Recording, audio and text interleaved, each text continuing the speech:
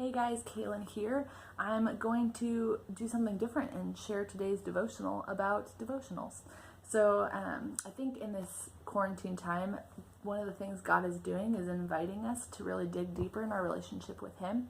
And one of the ways that we can do that is focusing on our one-on-one time with Him. So maybe you've never really prioritized devotionals.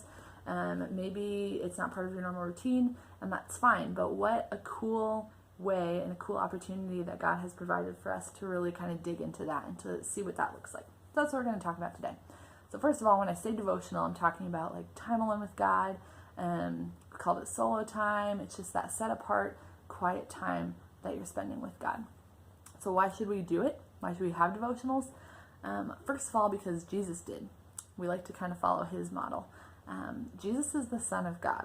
And so if the Son of God feels the need to spend time with God, if He prioritizes that, I feel like we really need to prioritize that. We really need that time with God.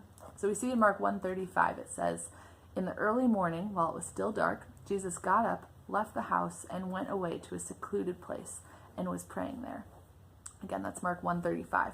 So He models kind of a lot in that verse of like getting away, going to a quiet place, praying. But He models that, so we definitely need to. The other reason we should do devotionals, think about your friends. So you have those friends that you kind of like hang out with when you're in a group, which is great. You have some relationship with them, but then you have your best friend, right? And that's that person, like, yes, you hang out with them in groups and do fun things, but also you have that one-on-one time with them where you really get to know them. You know their likes, their dislikes. You get to know their voice, their heart, their passions. It's kind of the same way with God.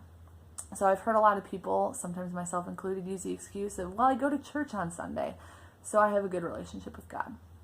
Yes, going to church is super important. I'm the first to say that God really meets with us in a unique way when we gather with our brothers and sisters. His presence is there in a super cool way. But He wants a personal relationship with you. And so He wants that one-on-one time with you, just like with your friend. You really get to know Him better during that one-on-one time. You get to know His voice, His heart, His passions, His likes and dislikes. It's where you get to know God. So that's why we prioritize that. So what should devotionals look like? The first thing I want you to hear me say is the number one goal of that is just to spend time with God. The goal is to spend time with God, okay? So it's not to check stuff off of a to-do list. It's not to feel better about yourself. It's not to be more spiritual.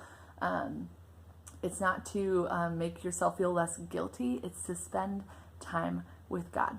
So I'm not going to give you a recipe of what that has to look like because I think even for me, it changes from day to day or in different seasons. I do certain things more than others. The goal is just to spend time with God and to want to spend time with God. So one of the things you can do is read scripture, read the Bible. This is my Bible.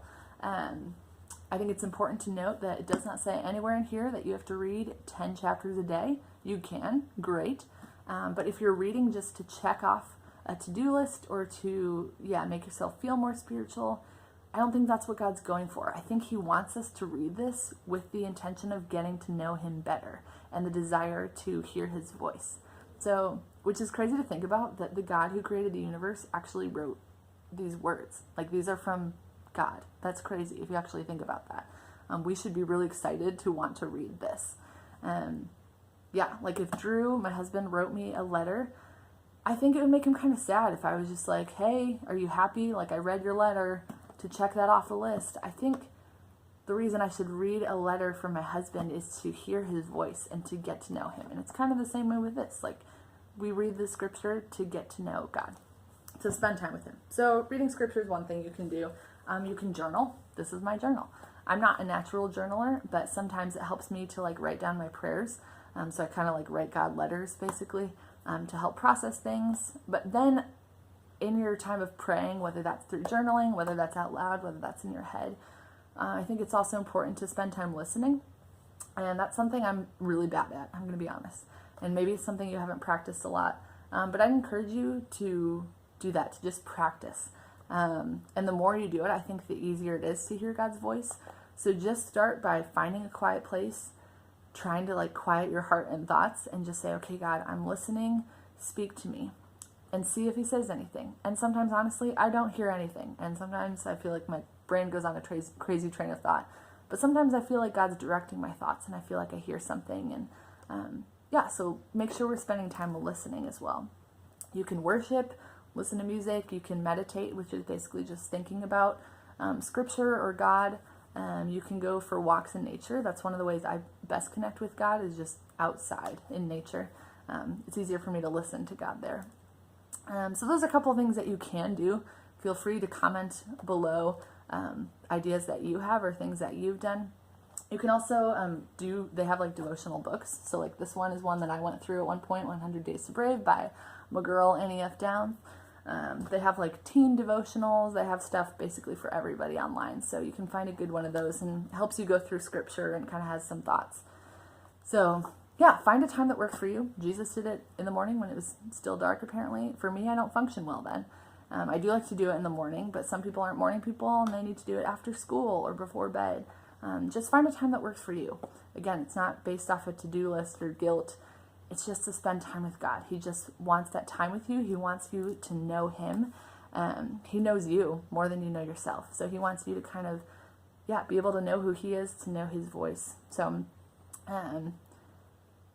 when you have this time regularly, that's when it's easiest to hear His voice and to be guided by Him.